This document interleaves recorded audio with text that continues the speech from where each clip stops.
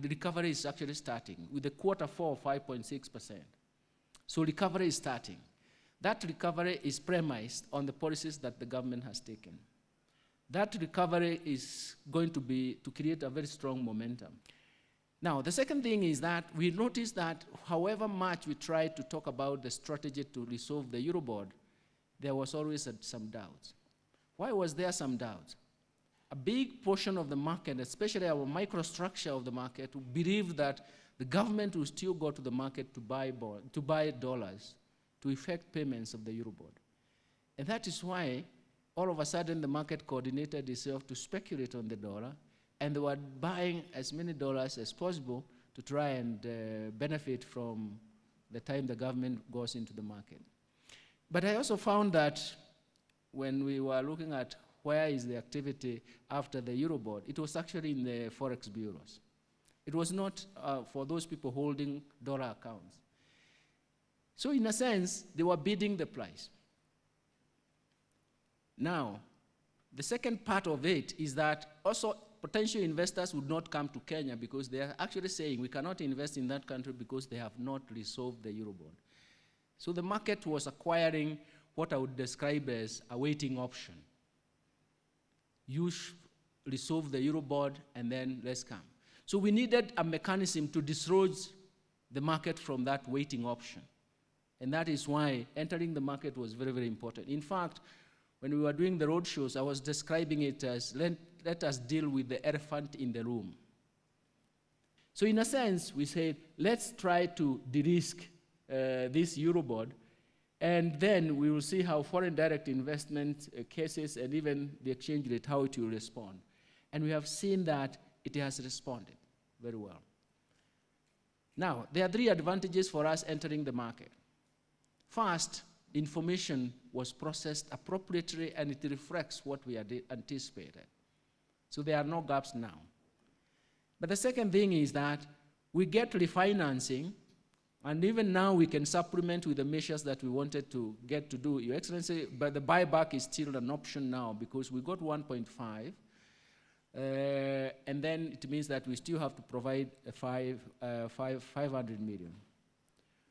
But by the third one is that we actually managed to restructure the maturity profile of future payments instead of having a bullet payment of 2 billion, because that is what was moving the market.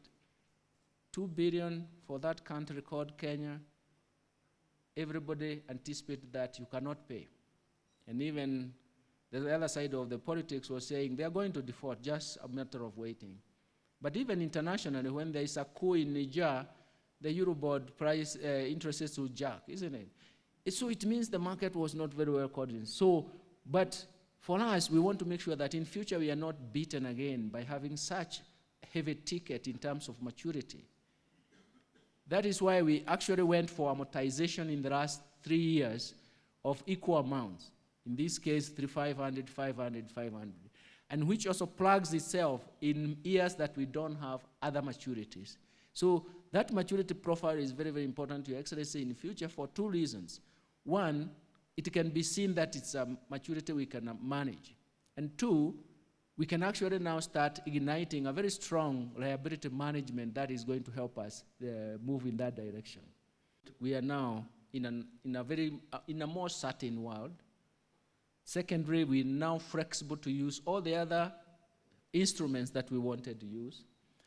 Third, the market has understood the strategy. They are quiet now. Actually, we have no noise. And the noise in the exchange rate is actually the positive noise. That is, it is appreciating. And the beauty about an appreciating currency in a floating exchange rate regime is that it provides a temporary nominal anchor to domestic prices. So it means that it's going to push inflation down. And even interest rates will come down. And we are going to actually have that period I would like to call a very vibrant period. Even during the road shows, there were investors who specifically said, yes, we're coming to the Kenyan market, but we are more interested in infrastructure bond.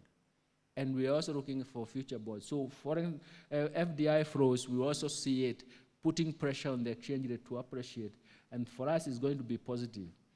And All the other things I've talked about, exchange rate adding to the cost of living, domestic liquidity will improve. All these are positives that are coming up. And of course, the happy guy at the end of the day is the governor of the central bank, because he's going to be building buffers, his foreign exchange reserves, and building buffers for the future. For us, it is a happy ending. And for us, it's something that had given us some sleepless nights. Your Excellency, I think we can actually talk about a story that has come out very well. But it's also telling us, if we trust the market in the right, should I say, at the right day is when market is also responsive to listen to your story, to listen to our story.